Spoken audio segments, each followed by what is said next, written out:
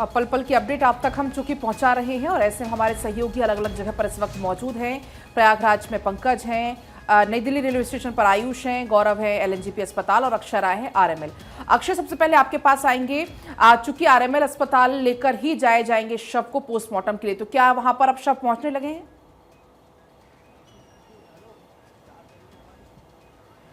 पलक, शव पहुंचने लगे हैं, परिजन भी यहां पर पहुंच चुके हैं और जिस तरह से ये दुखद घटना हुई है, 18 लोगों की मौत हो गई है। रेलवे ने अब मुआवजे का ऐलान कर दिया है। 10 लाख मृतक के परिजनों को दिया जाएगा, 2.5 लाख जो गंभीर रूप से घायल हैं और साथ ही साथ जो मामूली रूप से घायल हैं उनको 1 लाख रुपए दिया जाएगा। लेकिन ये सब बाद में हो जाती हैं। सबसे बड़ी चीज़ है कि आपको सोचना होगा कि ये स्टैम्पेड की घटना आखिर हुई तो हुई कैसे, क्राउड मैनेजमेंट क्यों नहीं कंट्रोल किया गया, ये तमाम सवाल उठने लगे हैं। और प्रत्यक्षदर्शियों का जो कहना है कि जिस तरह से भीड़ रात देखने को मिली, वैसे बताते हैं कि छठ पूजा और तमाम त्यौहार आते हैं उसमें भी ऐसी नहीं मिलती है।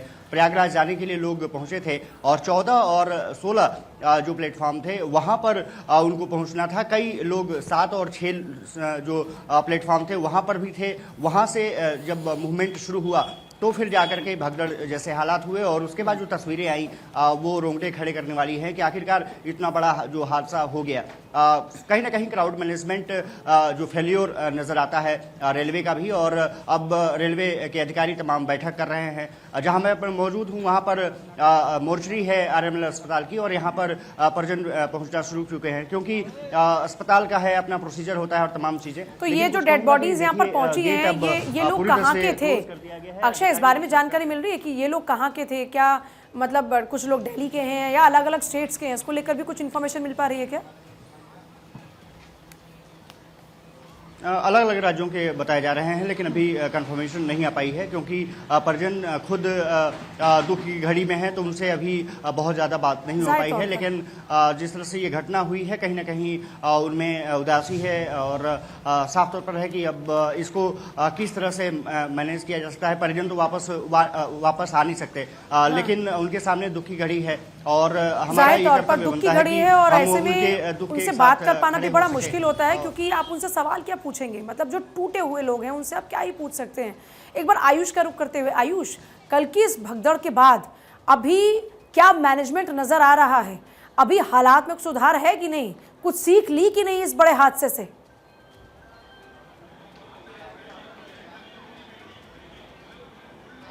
पूजा, शायद दिक्कत यही है कि हादसे के बाद सीख ली गई है। और एक तस्वीर मैं आपको दिखाना चाहूँगा, ये पैन व्यू दिखाएंगे शिबली।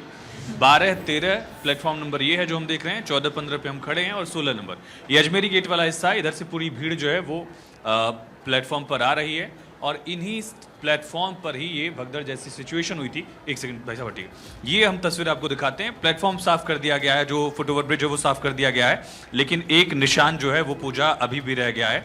ये तस्वीरें आप देखिए और समझिए, किसी के जूते यहाँ पड़े हैं, किसी का बैग पड़ा हुआ है, किसी की गठरी पड़ी है, यहाँ पर एक और बैग है। शिबली दिखाएंगे एकदम नीचे वाला जो हिस्सा है, किस तरह से कोई यहाँ से जा रहा होगा अपना सामान लेकर और भगदड़ की सिचुएशन के बाद ग्रिल के इस पार सामान गिरे पड़े हैं। पूरा प्लेटफॉर्म साफ कर दिया गया और वो साफ करने के भी विजुअल सामने आए थे, लेकिन अभी भी ये निशान जो है वो पूजा बाकी हैं। हो सकता है कोई कह दे कि लोग फेंक कर चले गए, लेकिन वो 16 नंबर प्लेटफॉर्म दिखाई शिबली, वहां पर देखिए, वहां पर कोई सामान ऐसा नहीं फेंका। किसी भी टीन शेड पर जो शेड्स लगाए गए हैं वहां पर ऐसा सामान नहीं है। वो सिर्फ इसी प्लेटफॉर्म नंबर पर दिख रहा है जो 14-15 को कनेक्ट करता है और ये वो निशान है जो बयां करते हैं कि रात को स्थिति क्या रही होगी। ये सिर्फ हम अज्यूम कर सकते हैं। और पूजा, मेरा दुर्भाग्य रहा कि प्रयागराज में जब मैं था उस वक्त भी भगदड़ मैंने कवर की और यहाँ पर भी क्राउड मैनेजमेंट में एक बड़ा फेलियर है कि कहा जा सकता है कि बहुत बड़ा प्रयागराज के हादसे से भी आयुष, और सबक ले सकता जिस था। तरीके से एक के बाद एक भगदड़ की तस्वीरें सामने आ रही हैं, अभी हम लोग आपस में ये बातें कर रहे थे कि हम खुद क्या कहें, हमें यही नहीं समझ आ रहा। ऐसी तस्वीर देखकर आंखें नम हो जाती हैं। सोचिए, किसी के लिए तो ये भीड़ है, हम इसे भीड़ कह रहे हैं, लेकिन किसी के लिए वो एक शख्स, उसका पूरा परिवार है और वो इंतजार कर रहा होगा घर पर, पूरा परिवार उस शख्स का, अपनी माँ का, अपने पिता का, अपने भाई का, अपने बच्चे का, और वो कभी लौट के नहीं जा पाएंगे। लेकिन आयुष, सवाल ये भी है क्योंकि 2 वीकेंड से ऐसा हो रहा था कि कुंभ जाने के लिए भीड़ बहुत ज़्यादा बढ़ रही थी। कल 7 बजे से वहाँ पर जो प्लेटफॉर्म था भीड़ बढ़ने लगी थी, बहुत सारे लोग वहाँ पर इकट्ठा होने लगे थे। अनाउंसमेंट की जा रही थी कि अगर अपनी जान बचानी है तो लौट जाओ, वहाँ पर मत जाओ। कुछ पुलिसकर्मी वहाँ पर थे, आभास हो चुका था कि कुछ होने वाला है, लेकिन उसके बावजूद वो कड़ा कदम नहीं उठाया गया जो उठाना चाहिए था।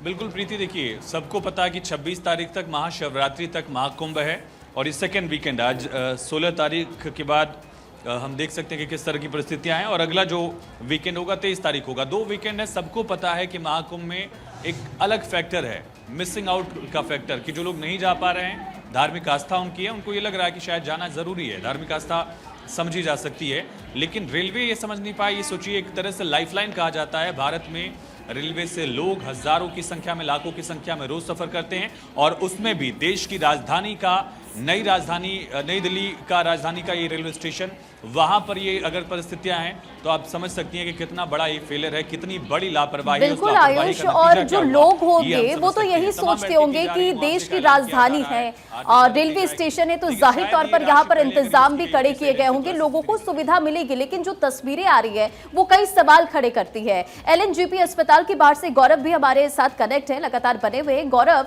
इस वक्त क्या स्थिति है वहां पर, क्योंकि कार्यवाहक CM आतिशी भी पहुंची थी, जो घायल थी, जो इस हादसे में घायल हुए, उनसे मुलाकात वो करते नजर आए।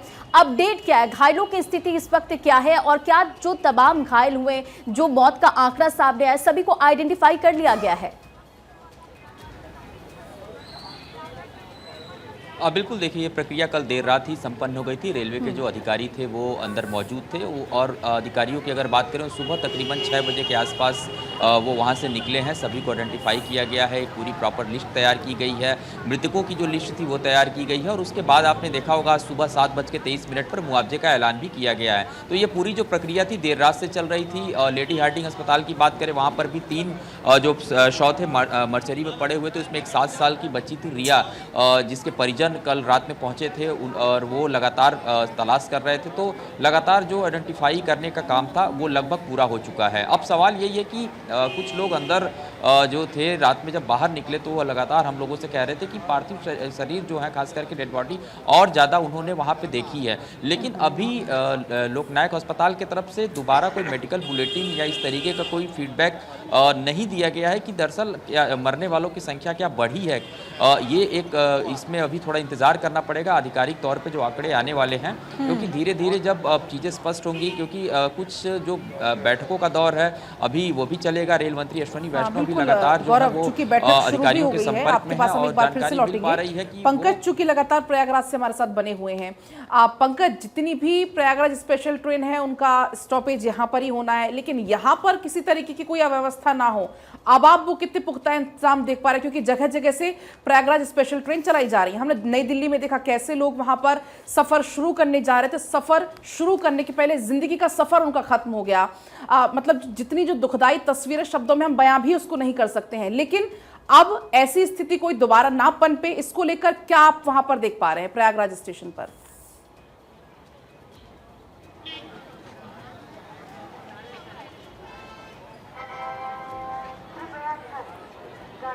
देखिए बिल्कुल पलक, जैसे कि आयुष ने बताया, ठीक 2013 में मैं भी कुंभ में था और उस वक्त भी भगदड़ की स्थिति आई थी और मैंने उसको कवर किया था। इस बार भी इस मौके पर मैं हूँ और ये सच में बहुत ही दुर्भाग्यपूर्ण होता है कि आप ऐसे मौके पर जब आप चाहते हैं कि सब कुछ एकदम सफल तरीके से कोई भी आयोजन पूर्ण हो जाए, संपन्न हो जाए, लेकिन बीच में किसी कुछ जो चीज़ें स्पीड ब्रेकर की तरह आते हैं। खैर ये अलग बात है कि इतनी चीज़ें हो रही हैं, लेकिन प्रयागराज में अगर हम आपको बता दें तो प्रयागराज में पिछले शनिवार और आज 120 स्पेशल ट्रेनें और 188 रूटीन ट्रेनें यहाँ से गुजर, यानी कि करीब करीब 300 से पार जो ट्रेनें हैं वो यहाँ से उनका आना जाना चल रहा है। तो आप समझ सकते हैं कि पूरा भारतवर्ष इस वक्त प्रयागराज संगम नगरी आना चाह रहा है और इसको लेकर कहीं ना कहीं जो रेलवे प्रशासन है उसने भी विशेष तैयारियां की है।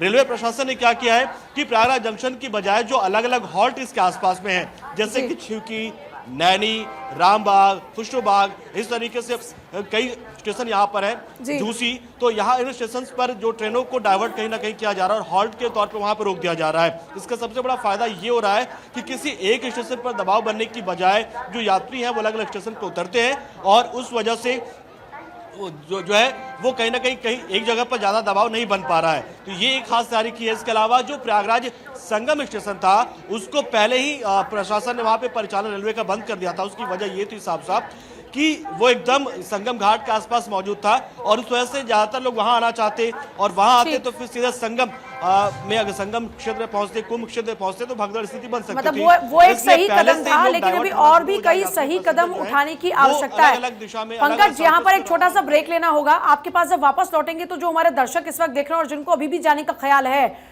उनको आप मदद कीजिएगा कि वो आए तो क्या उनके लिए एक बेहतर रास्ता होगा।